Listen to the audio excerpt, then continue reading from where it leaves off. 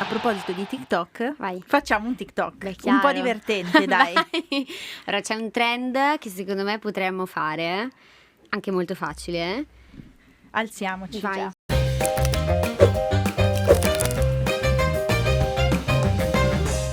Prima di iniziare ho una curiosità. Hai mai provato a giocare a calcio? Allora, sì, Ok. giocavo al portiere con mio fratello, questo era quello Ah. che facevamo, quindi molto amatorialmente, non ho mai provato a giocare in una squadra, vero? Comunque non mi sono mai cimentata davvero nel calcio, ma perché io negli sport con la palla purtroppo, non sono il massimo. Non fanno per te? No, ti dico un aneddoto divertente mio, è che quando andavo al liceo fanno sempre, ora di educazione fisica, pallavolo, sempre. Ma io sono È un veramente, no, giuro, faccio schifo. E il mio prof sapeva talmente tanto che io e la mia migliore amica che era in classe con me, che facevamo veramente pena, che al quinto anno, lui diceva: ok, giochiamo a pallavolo. Prof, noi ci sediamo. Sì, voi andate pure. Ormai Perché era un'abitudine. noi eravamo le ultime che venivamo scelte, eravamo due schiappe e quindi anche lui sapeva che era meglio per tutti se Si è ci dessimo. arreso. Sì. Ho fatto solo un po' di tennis bravina, però con la palla faccio un po' fatica. Vabbè. E come nasce però la passione per l'Inter? Allora, da mio papà, questo 100%. Quando ero piccolina, poi avevo la mia migliore amica di quando ero piccola, suo papà era interista, quindi ci sentivamo parte di qualcosa, di noi siamo interiste, ma in realtà da piccola non capivo tanto bene. E quando ero piccola mio papà non mi ha mai portata a vedere l'Inter perché è rimasto scottato da un evento che ha avuto luogo quando avevo circa 3 anni. Io sono di Busto, Ok. la squadra di Busto è la Pro Patria, infatti il mio cuore è metà della Pro e metà dell'Inter, ok? Beh, facciamo 3/4, un quarto. Dai. Ok, va bene. Dio. E mi portò a 3 anni a vedere questa partita contro il Fanfulla e mio papà, mentre ero là a 3 anni, mi chiedeva: Martina, tu per chi tieni? Io per quelli rossi e gialli, che era il Fanfulla, perché Hai risposta mi piaceva, sbagliata. esatto, quindi lui ha detto: io non ti porterò mai a vedere l'Inter se questo è il tuo mood. E quindi niente, abbiamo cominciato più quando ero grande, adesso lo porto io perché appunto ho questa grandissima opportunità di essere invitata eccetera, quindi è stupendo. Ho visto anche tanti video che fai con lui. Esatto, quindi nasce da papà. Papà è un grande interista e quindi poi di conseguenza anche mio fratello e così. E quando vivete la partita allo stadio com'è? No, Fate bellissimo. tanto il tifo, anche lui è Sì, scatenato. ma da matti. Io da quando ho incominciato ad andare allo stadio mi sono proprio resa conto che io preferisco 1000 volte andare allo stadio a vedere una partita che a vedere un concerto.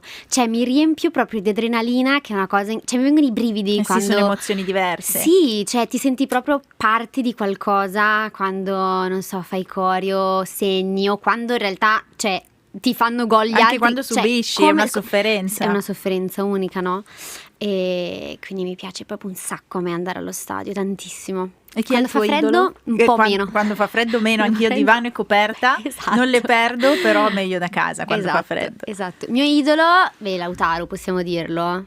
Grandissimo. Lautaro di adesso e anche qualcuno magari del passato, così? Magari del passato mi viene... Il mio è Ronaldo, ad esempio. Ronaldo fenomeno, Sì, ovvio. no, certo. No, lui è, secondo me, chiaro, il migliore in assoluto. Sì. No, anch'io direi così. E com'è nata l'idea invece di diventare una content creator? Ma in realtà è nato molto naturalmente. Uscivo da un break-up, quindi mi ero appena lasciata con uno dei miei fidanzatini storici ed ero molto triste. E quindi ho detto: vabbè, sono stufa di essere triste, proviamo a fare qualcosa che ci cambia un po' il mood. E in questo caso era proprio iniziare a fare video su TikTok inizialmente. E basta, è partito tutto da lì. Poi dopo qualche mese i video hanno iniziato a partire. Io non pensavo assolutamente che potesse diventare il mio lavoro, ma poi appunto mi ha contattato un'agenzia e poi da cosa nasce cosa. Adesso sono 5 anni che faccio questo lavoro a tempo pieno, quindi è nato per caso, un po' un cliché, lo dico sempre. Non ho una storia particolarmente interessante. Però vedi, da un momento negativo, da una situazione negativa, hai dato la svolta per poi creare il tuo lavoro di oggi. Esattamente. Hai anche un podcast, Gen Z, che parla alla generazione Z. Esatto. Ce lo racconti un po', quali sono i temi che preferisci parlare? Allora, Gen Z è praticamente il sesso della generazione Z, Ok. quindi trattiamo di questo argomento che secondo me ad oggi un po' meno, ma è ancora tabù, proprio con la voce della generazione Z, quindi di come ce lo viviamo nei giovani. Spesso si dice che facciamo meno sesso, guardiamo solo, cioè lo facciamo solo tramite telefono, tutte queste cose qua, ma in realtà non è così. Quindi volevo tirare fuori una serie di argomenti che secondo me era utile parlarne, era utile normalizzare e cercare di renderlo meno un tabù come argomento, e quindi ho invitato 10 ospiti, abbiamo fatto 10 puntate con 10 tematiche diverse, tutte legate al sesso e all'affettività. Sì, anche perché è un tema di cui si parla sempre troppo poco, Esatto. soprattutto tra i giovani. Hai notato delle difficoltà anche dai tuoi ospiti ad affrontare certi argomenti o è andato molto spontaneo? Allora, io diciamo che me li sono scelti bene. Belli aperti, che Belli potessero aperti. parlare tranquillamente. Esatto.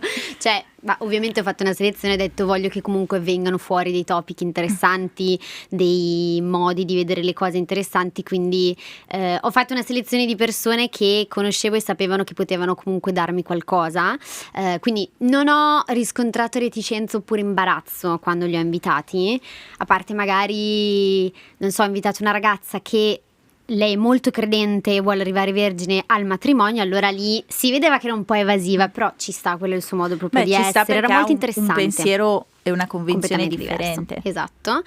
Però è stato un bellissimo progetto. Ci sarà in teoria una stagione 2, quindi questo.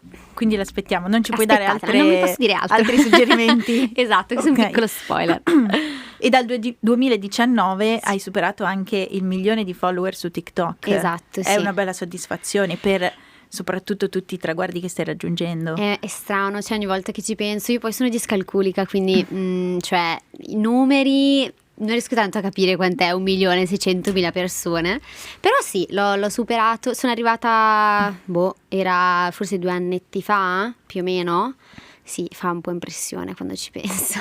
Sì, perché poi pensare che hai così tanta gente che ti conosce, che ti segue, che sa quello che fai, fa strano, no? Sì, molto. Cioè, hai una responsabilità, si dice sempre questa cosa, quindi sembra che lo dici tanto però è vero, comunque tu tramite i tuoi contenuti mandi dei messaggi, influenzi le persone, poi non è tua responsabilità crescere le generazioni e fare chissà quale impatto, però comunque in maniera anche, cioè senza volerlo succede, quindi hai una certa responsabilità. A me non mi mette troppo, cioè non mi pesa troppo sulle spalle, perché comunque me ne rendo conto, ne sono conscia e quindi cerco di agire nella maniera più giusta e corretta possibile sempre. Però non me la vivo con oddio, cosa posso, non devo dire questo, cerco di essere molto spontanea, e poi dopo che ho fatto un contenuto lo riguardo allora lì 10 volte e dico ok, è safe oppure no. Quindi Sì, però essere spontanei poi è l'arma migliore anche per Esatto. trasmettere davvero quella che sei, perché si inizia ad essere preimpostati, poi la gente se ne accorge e apprezza molto di meno quello che fai, quindi anche questa è un po' la tua forza. esatto, sì. A proposito di TikTok, Vai. facciamo un TikTok, Beh, un chiaro. po' divertente, dai. Vai. Allora c'è un trend che secondo me potremmo fare, anche molto facile. Alziamoci Vai, già. c'è il... Sei più esperta tu di me nei TikTok. Allora, praticamente tu lo sai già fare Sì, questo? sì. Ok. Sono già pronta. Io vado, Vai. Just stop for a minute and smile. Why is everybody so serious? Acting so damn mysterious. Got shades on your eyes and your heels so high that you can't even have a good time. Velocissime! Ma mancano dei pezzi! Ah, l'abbiamo finito. Ah, vabbè, ma perché io l'ho finito qua quando l'ho fatto? Just stop for a minute and smile. Why is everybody so serious? Acting so damn mysterious. Got shades on your eyes and your heels so high that you can't even have a good time. Dai, carino. Sì, anche no, così, carino, però. dai, va bene. Mettiamo nelle Salviamo, cose. lo salviamo.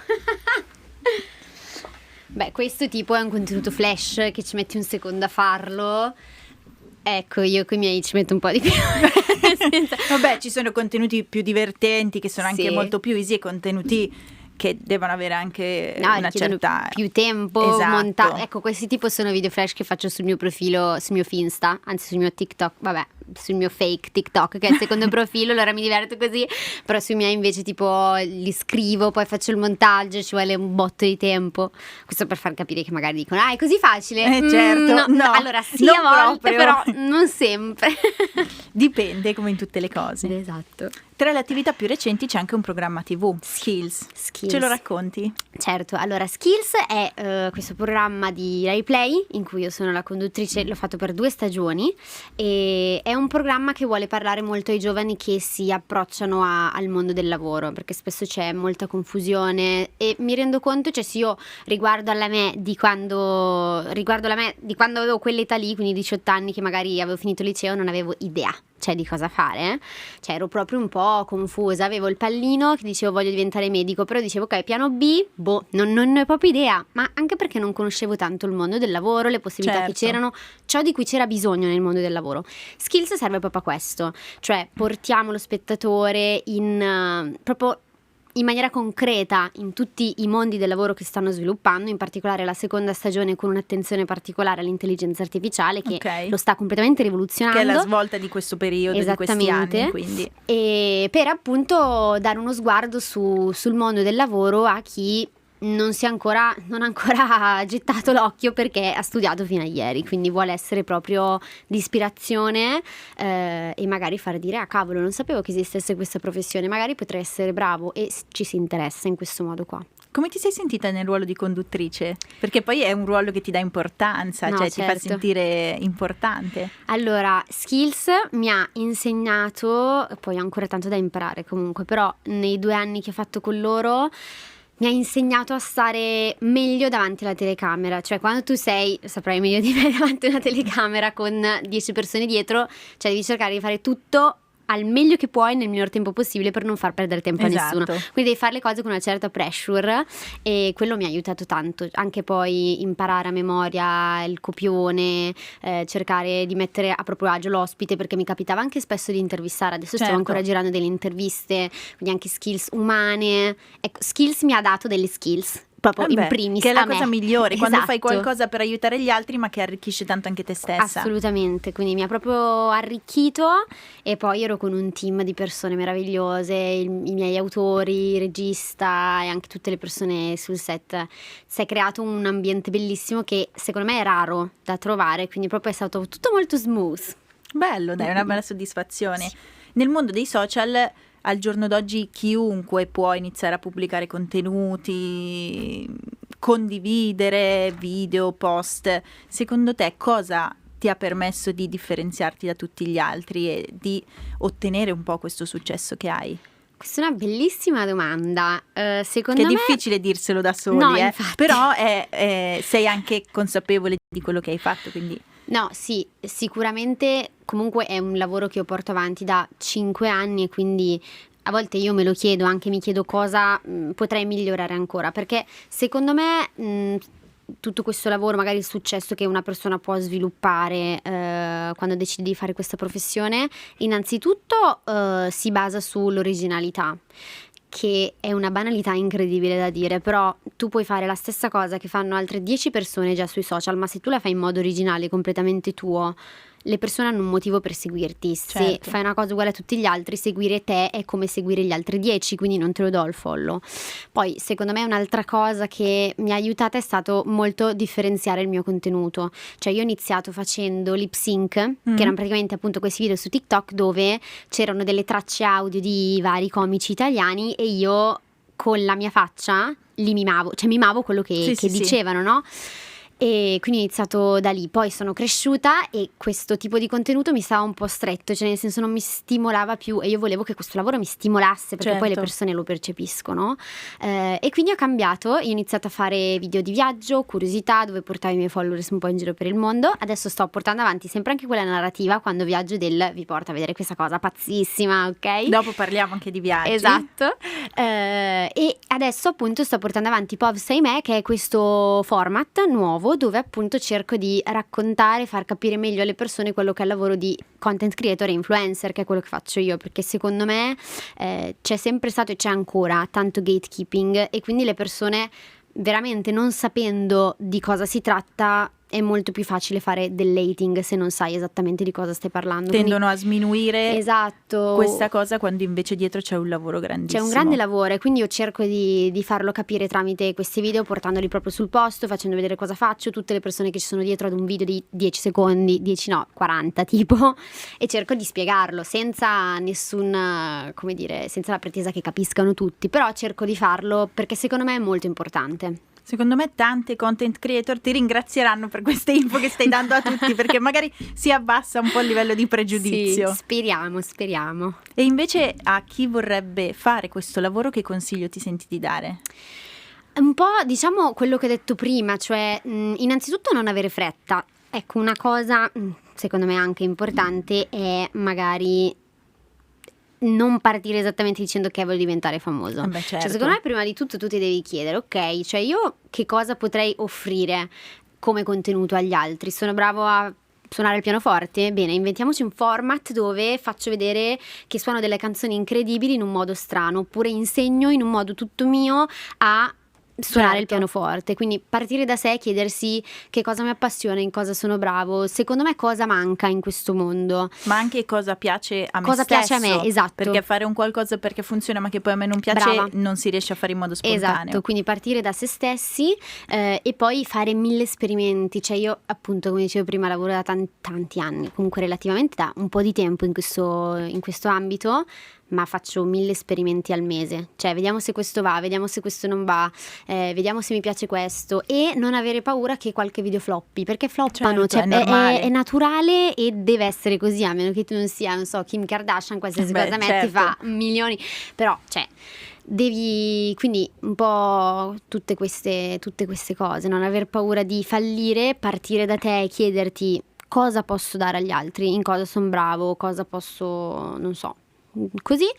E poi, ma in realtà mi verrebbe da dire questo, e tanto Sì, sono esercizio. i consigli forse più preziosi. Sì, esercizio, se vuoi imparare a montare i tuoi video, non farti scoraggiare dal fatto che oddio non so montare, cioè i video li puoi girare direttamente da Instagram o da TikTok, Ormai sì. senza dover montare, quindi togli tutte le scuse che magari stai pensando, liberati del cringe, quindi non ti vergognare, che dici oddio cosa diranno di me, chi se ne frega di cosa diranno, no? Liberarsi dalle paure. Liberarsi dalle paure e poi vabbè, vedere come va. Non sarà un percorso perfetto, sicuramente, come nessun percorso, quindi Niente nella vita è perfetta, e Esatto. non bisogna mai aspettarsi la perfezione, sennò si rimane sempre delusi. e fermi soprattutto, cioè fermi che dici oddio, però se dovrei aspettare il momento giusto, anche lì non esiste il momento giusto, cioè inizia oggi.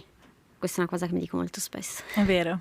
La viralità e il conseguente successo però possono arrivare in un attimo, all'improvviso, ma altrettanto potrebbero anche andarsene all'improvviso, e quindi far tornare un po' indietro quello che si è raggiunto. Tu come la vivi questa cosa? È una cosa che ti spaventa? Molto. Cioè a volte succedono delle cose sui social per cui mi rendo conto che basta un briciolo a rovinare tutto quello magari che tu hai costruito in tanti anni, perché il mondo dei social funziona così effettivamente. Poi c'è una cancel culture che io non condivido sempre, diciamo che a volte ti senti un po' di camminare sulle uova, che è un po' quello che dicevo prima. Io cerco sempre di essere spontanea, ma poi una volta che sono stata spontanea nel video, quel video lo riguardo 10 volte, Certo. dico offende qualcuno, è tutto ok, ma a volte lo faccio tipo anche vedere agli altri, dico secondo voi tutto ok? Cioè, Sì. quindi mi spaventa molto e per questo sto molto attenta, cioè cerco di stare molto attenta. Poi sono un essere umano, tutti sbagliamo, anche noi che ci Normale. mettiamo la faccia sui social e siamo seguiti da milioni di persone.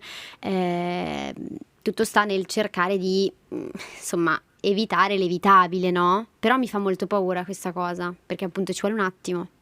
Però ad esempio tu hai la fortuna e la bravura di essere portata a fare tante cose diverse, quindi non sei più solo mondo social, ma sei anche, ti sei buttata nei podcast, nella TV, quindi questo sicuramente ti dà porte più aperte se un domani i social non dovessero più funzionare. No, certo, quello sì, però io parlavo proprio ad un livello di, non so, magari la tua immagine viene sporcata in qualche modo e lì diventa un problema certo. anche per tutto il resto, Diventa no? un problema generale. Però sì, sicuramente è una cosa a cui tengo molto, aprirmi diverse strade, in primo luogo perché mi piace, cioè tipo fare podcast, mi piace un Certo. sacco, perché io in primis sono fan dei podcast, oppure appunto condurre un programma TV per me è stata un'opportunità unica, perché in realtà ho sempre anche pensato a oddio, ma chissà com'è fare qualcosa per la TV, quindi Certo. sto sperimentando e sicuramente avere più porte aperte è meglio che averne solo una. Assolutamente, il famoso piano B. Esatto. Ma torniamo a parlare di viaggi. Vai. Come hai detto prima, sono una tua passione, hai viaggiato tanto anche per lavoro alcune Sì. volte. Qual è il viaggio più bello che ti ha toccato di più che hai fatto? Allora, sono 2 i viaggi più belli ad oggi. Mi verrebbe da dire l'ultimo, ma non perché l'ultimo, ma perché è stato incredibile. Sono andata in Australia ed è stato assurdo. Cioè, ho fatto questi Ho 15 visto un giorni. po' di cose che hai pubblicato, è una realtà È incredibile. incredibile. Ho fatto questi 15 giorni, ho fatto tutta la costa est e veramente mi sono resa conto di quanto noi umani siamo piccoli in confronto alla natura. Quindi proprio un viaggio che, se ami la natura, devi assolutamente fare. Cioè proprio ti avvicina tantissimo agli animali, all'oceano, cioè tu ti svegli al mattino e vedi qualcosa, bello o brutto che sia, però entri in contatto. È vero, ok? è vero. Quindi Australia ti direi, perché mi ha proprio toccato il cuore. Ma un altro road trip che ho amato particolarmente, che è il mio secondo preferito al momento, è stato il Giro dei Parchi in California. Beh. Bellissimo anche lì. Anche perché sono cose talmente tanto lontane da quella che è Esatto. l'Italia, che qua non possiamo mai trovare. Esatto. Io inizialmente, e questo viaggio in California, sono andata col mio ragazzo e inizialmente dicevo non voglio fare tutto il viaggio in macchina, che palle, e lui mi diceva affidati, ti piacerà. Bellissimo. Effettivamente, per chi sta snobbando questo viaggio solo perché è spaventato della macchina, non vi preoccupate, perché anche in macchina, cioè vedete, ogni ora cambia completamente il paesaggio, ti sembra di essere in un altro pianeta, quindi proprio io mi sono innamorata anche di quel viaggio lì, è stato stupendo. Poi ho guidato solo io perché mio fidanzato Ecco. ha perso la patente. Ah, perfetto, un viaggio rilassante. No, però devo dire, lo devo ringraziare, perché grazie al fatto che ho guidato io sempre ho visto molto di più. Se no magari mi conosco, ero lì a montare sul telefono, a fare Vabbè, cose, sì, quindi quello sì, sei obbligata a guardare davanti e guardare comunque sì, intorno. per la mia incolumità. Ti tocca. Esatto. Però ti piace anche recitare. Sì. E come nasce la passione della recitazione? Ce Eh, l'hai da piccola? Allora, da piccola sempre a casa dei miei mi mettevo e facevo gli spettacoli, quindi cose così. Poi al liceo mi sono iscritta ad un gruppo di teatro, quindi facevo sempre spettacoli, eccetera. E poi, ahimè, dopo il liceo non mi sono più iscritta a un gruppo di teatro, quindi non faccio teatro da allora, ma mi manca molto. E mi ha dato tanto negli anni in cui l'ho fatto. Cioè, io mi ricordo proprio che non so, non sono mai stata particolarmente ansiosa, però a scuola ero ansiosa, cavolo, cioè soprattutto quando sapevo che avevo una verifica, un'interrogazione, cioè io non avevo il cuore qua, cioè proprio mi sentivo male. E il teatro mi ha insegnato che in realtà quella situazione è una situazione piccola così rispetto a quando sei davanti a un teatro con 600 persone che ti Sì. guardano. Poi noi avevamo sempre il saggio di fine anno, diciamo verso inizio maggio. Quindi io facevo questo spettacolo e poi tutte le ultime interrogazioni, verifiche che avevo dopo mi sembravano piccole così, perché dicevo io, cioè ho recitato davanti Sì, a tutta sta ormai gente, chi era se ne una frega della passeggiata. prof, capito? Quindi ti dà proprio, almeno a me, ha dato questo senso di, cioè mi ha aiutato a ridimensionare le mie ansie, e vedevo che tante persone che magari arrivavano super timide all'inizio dell'anno, poi durante il corso di tutto l'anno si lasciavano molto andare ed erano molto più aperte alla fine, cioè molto più espansive, molto meno ansiose, quindi aiuta tanto. Io lo consiglio anche, il Aiuta teatro. anche a migliorare la consapevolezza e la Sì. sicurezza in se stessi. Esatto, sì, Perché almeno fai un lavoro davanti obbligatoriamente a tutti, Sì, quindi cioè non ti- sei più tu con te stesso. esatto, ti aiuta proprio a rompere la barriera che dici oddio cosa penseranno di me. Cioè a me ha aiutato tanto a togliere l'imbarazzo anche il teatro, Beh, ci perché sta. se non te lo togli arrivi là davanti e ti ti frizzi blocchi. completamente, no? Quindi quello ti aiuta. Poi comunque noi facevamo tantissimi esercizi, cioè non era più imbarazzante niente dopo certi esercizi che facevamo, tipo ti chiedono fai finta di essere un colapasta davanti a tutti, tu dicevi Madonna. ok. E sei lì, però sei lì, devi farlo, non è che Certo. puoi dire no, questo no. Però questo, cioè, proprio ti toglieva ogni tipo di barriera del oddio cosa penseranno di me. C'eravamo tutti pazzi là dentro, Eh quindi sì. proprio Non c'era neanche da paragonarsi. zero. Tra tutte queste miliardi di cose che fai, studi anche. Ho letto che studi mediazione culturale. Mediazione linguistica e culturale, sì. Come fai a conciliare il lavoro e lo studio? Riesci a fare bene entrambe le cose? Allora no, devo essere sincera, in realtà no, infatti Perfetto. no.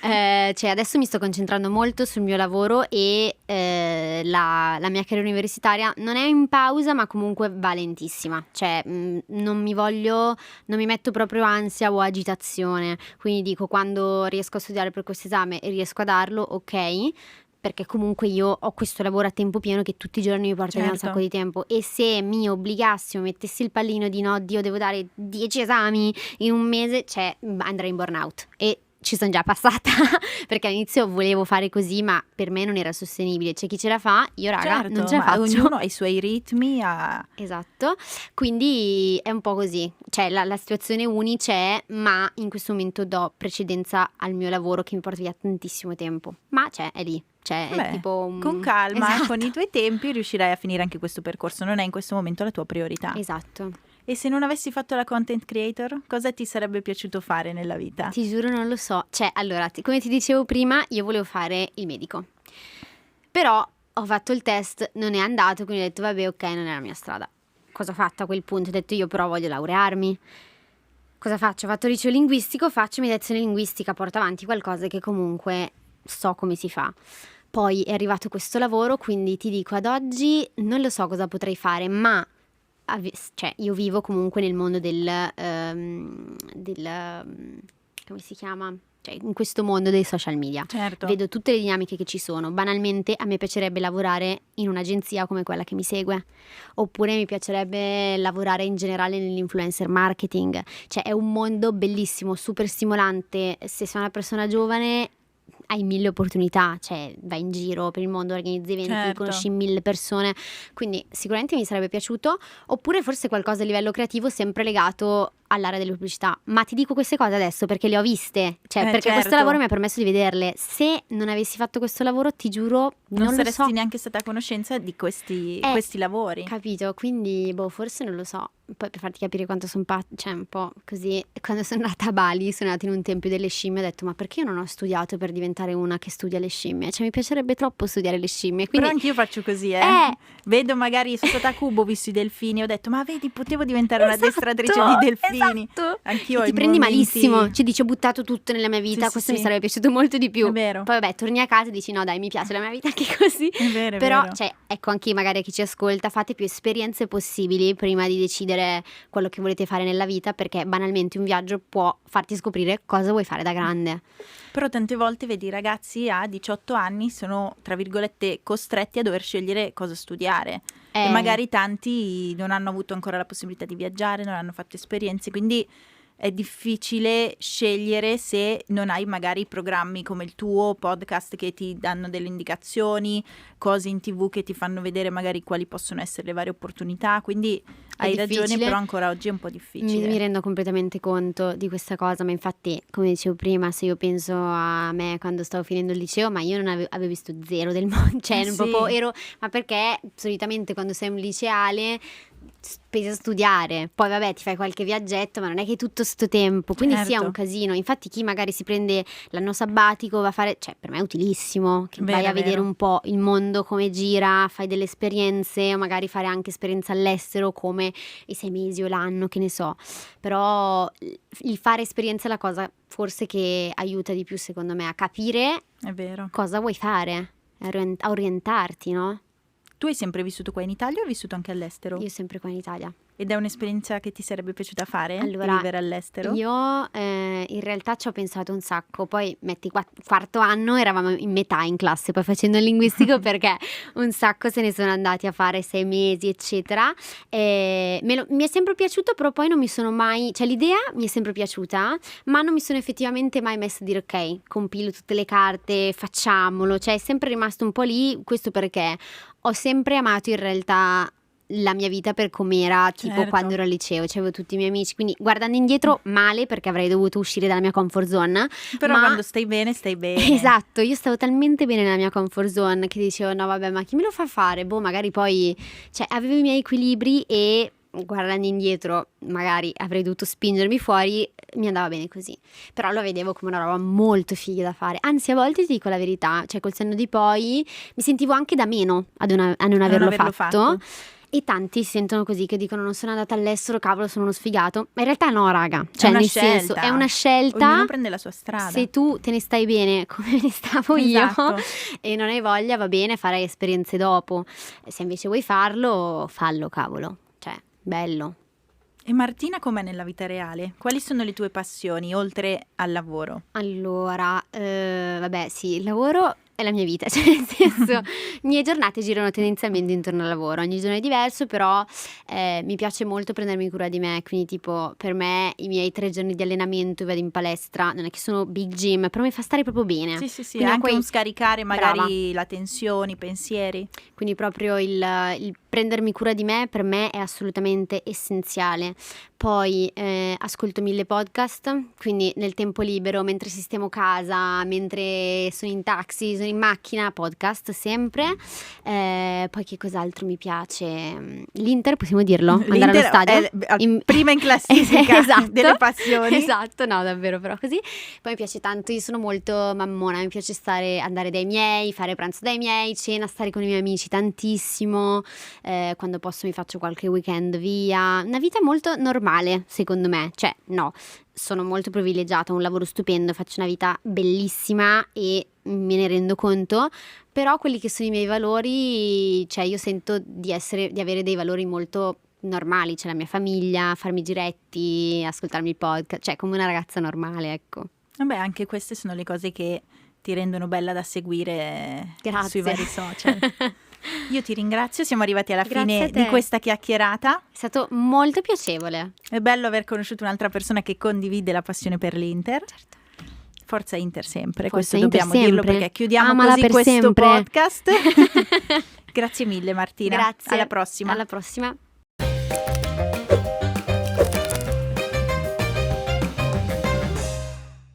Va bene? Ti è piaciuto? Molto. Oh, meno male. Sei stata a tuo agio, tranquilla. Super easy. Perfetto. Sì, ma sulle luci secondo me, è vero?